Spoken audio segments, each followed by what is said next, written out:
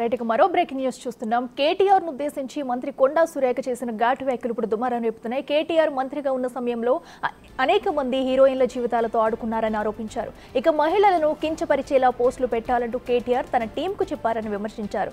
రాజకీయ విలువలు దిగజారిపోయాయని మంత్రి ధ్వజమెత్తారు. వాళ్ళ సంస్కారహీనం, వాళ్ళకు చెల్లెళ్ళు ఉన్నారు, అక్కలు ఉన్నారు, వాళ్ళ కుటుంబంలో భార్యలు ఉన్నారు, బిడ్డలు ఉన్నారు.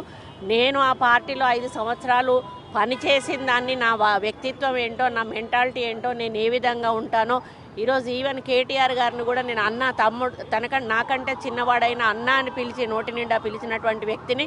నా వ్యక్తిత్వం ప్రతి ఒక్కరికి కూడా తెలుసు. ఈరోజు నన్నే కాదు, ఒక ఎస్టీ మహిళ సీతక్కను, ఒక బీసీ మహిళ విజయలక్ష్మి గారిని, ఈరోజు నన్ను ఈ విధంగా ఒక అసభ్యకరమైనటువంటి పోస్టులు పెట్టడం అనేది వాళ్ళ దిగజారుడుతనానికి నిదర్శనం. తప్పకుండా వాళ్ళందరి మీద కూడా ప్రభుత్వం తరఫున మేము కేసులు పెట్టాము, వాళ్ళ మీద యాక్షన్ తీసుకోవడం జరుగుతుంది. నిన్న రఘునందన్ రావు గారు కూడా పెట్టిన ప్రెస్ మీట్ నేను ఆహ్వానిస్తూ ఉన్నాను. వారికి ఈ మీడియా తరఫున హృదయపూర్వక ధన్యవాదాలు కూడా తెలియజేస్తూ ఉన్నాను. అదేవిధంగా హరీష్ రావు కొంచెమైనా స్పందించి, ఆయన ఫోటోలు ఉన్నాయి, అది కూడా ఆయన చూసుకోవాలి. ఒక పోస్ట్ అయినా పెట్టాడు. ఈరోజు ఏ పార్టీలో ఉన్న మహిళలకైనా అవమానం జరిగితే ఊరుకునేది లేదు. అంటే కనీసం ఈరోజు కేటీఆర్ ఆ మాట కూడా మాట్లాడకపోవడం, అయిందానికి కాందానికి ట్విట్టర్లలో ట్వీట్ చేస్తూ ఉంటాడు.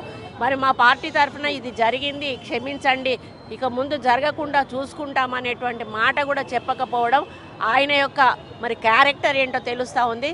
దయచేసి మీరు రాజకీయాలు ఎదుర్కోవాలంటే ఏమైనా అధికార పార్టీ తప్పులు చేస్తే ఎత్తి చూపే ప్రయత్నం చేయండి, కానీ ఇక్కడ నాయకులను అసాసినేట్ చేసి మరి ఈ విధంగా తప్పుడు పోస్టులు పెట్టే కార్యక్రమం దయచేసి మానుకోండి. అసభ్యకరమైన పోస్టులు పెట్టేది, ఎందుకంటే ఆయన మంత్రిగా ఉన్నప్పుడు ఆయన ఇట్లాంటి కార్యక్రమాలు చేశాడు. పాపం హీరోయిన్ల జీవితాలతో ఆడుకున్నాడు, ఎంతోమంది మహిళల జీవితాలతో ఆడుకున్నాడు.